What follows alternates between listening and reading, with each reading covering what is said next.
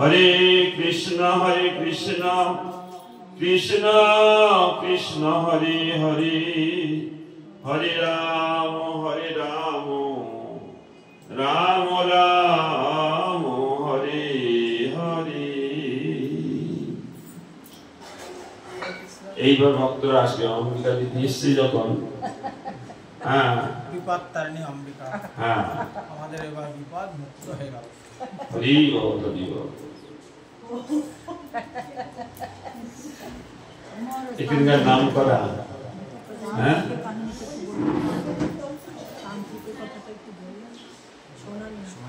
যাহার করুণা হলে শ্রী ভগবত করুণা লাভ করা যায়, যাহার করুণা ব্যতীত বদ্ধ জীবের সংসার হইতে উদ্ধারের কোন সম্ভাবনা নাই।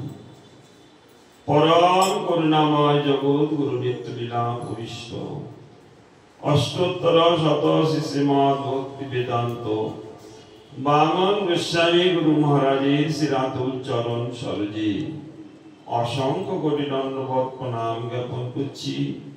ওনার অহৈতুক কৃপা আশীর্বাদ প্রার্থনা করছি। মদীয় শিক্ষা গুরু নিত্যলীলা ভূষিত ছিল পর্যটক গোস্বামী মহারাজ, নিত্যলীলা ভূষিত ছিল নারায়ণ গোস্বামী মহারাজ, বিক্রম গোস্বামী, জগৎ গুরু ভক্তি সিদ্ধান্ত সরস্বতী গোস্বামী প্রভুপাদ সপার্ষদ সকলে শ্রী চরণে যথাযথ দণ্ডবৎ প্রণাম করি সকলের প্রাণ ভরা কৃপা আশীর্বাদ আমি প্রার্থনা করছি।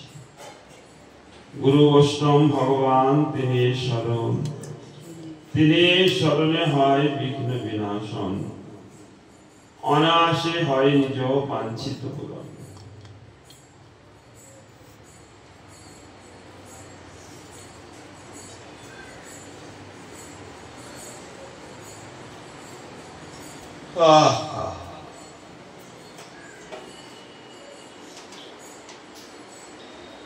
আমাদের গুরু বৈষ্ণবের করুণা ছাড়া আমরা ভজন মার্গে অগ্রসর হওয়ার কোনো উপায় নেই। যদি ঈশ্বরকে লাভ করতে চাই আমরা, তাহলে তদীয় ভক্তগণের যদি একান্ত ভাবে আমরা শরণাপন্ন হতে পারি, তাহলে আমাদের মঙ্গলের সম্ভাবনা আছে। স্বয়ং ভগবান তিনি বলছেন, আমার ভক্তের পূজা আমার হইতে বড়, সেই বহু বেদে ভাগবত কইলা দর। যদি কেউ আমার পূজা করেন, আমাকে পেতে পারে, নাও পেতে পারে। সিদ্ধির ভবতি বা নীতি সংশয় অচ্যুত সেবিনা নিঃসংশয় তৎ ভক্ত পরিচর্যা রথাত্মনা।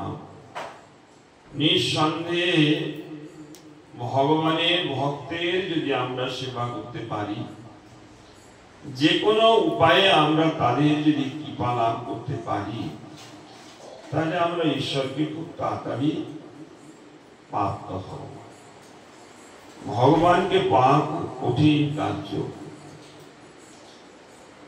ভগবানের সঙ্গে আমাদের কোনো সম্বন্ধ নাই, আর এইটি শাস্ত্রের ব্যবস্থা যে আগে ভগবত ভক্তের কৃপা লাভ করে হয় সেটা চেষ্টা করব। এই জন্যে মহাপ্রভু যারা পরিকর গান,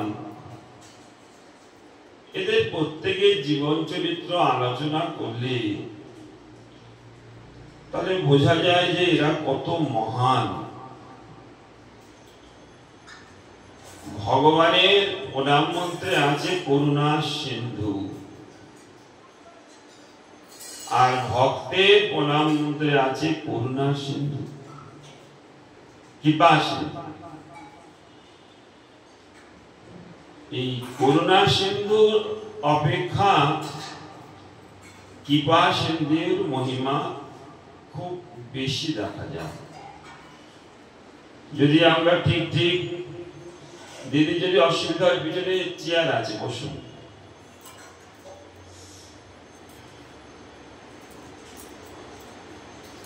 তো এক একজনের কথা একটু একটু বলছি শুনুন। আমাদের অদ্বৈত ঠাকুর মহাপ্রভু প্রসন্ন হয়ে আর তার নিজজনগণকে বরদান করছেন, তোমাদের যার যা মনের ইচ্ছা তোমরা আমার কাছ থেকে মেগে নাও, আমি আজকে সকলের প্রতি প্রসন্ন হয়ে তোমাদের কিছু আমি বরদান করছি। তা কি অদ্ভুত! এই বিশ্ব চরাচর জগতে যত দেখা যায় সবাই আমরা নিজের স্বার্থ নিয়েই চলি। আমার কি করে উন্নতি হয়, আমি কি করে ভালো হব, আমার লাভ কি করে হবে, আমার স্ত্রী পুত্র পরিবার কি করে সুখে থাকবে ইত্যাদি, এইভাবে আমরা প্রার্থনা সাধারণত করি। কিন্তু মহাপ্রভুর পরিকল্পনার মধ্যে দেখা যায় তারা কেউ নিজের জন্য কিছু প্রার্থনা করেন নাই।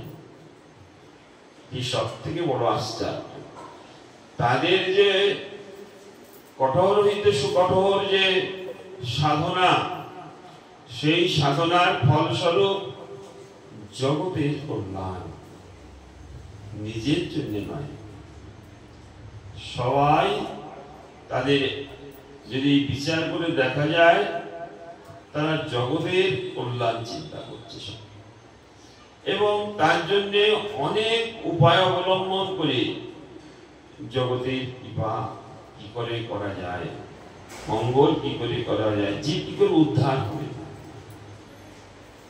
অদ্বৈত ঠাকুর বলছেন, প্রভু তুমি যদি আমার প্রতি প্রসন্ন হও, তুমি যদি আমার বর দিবা,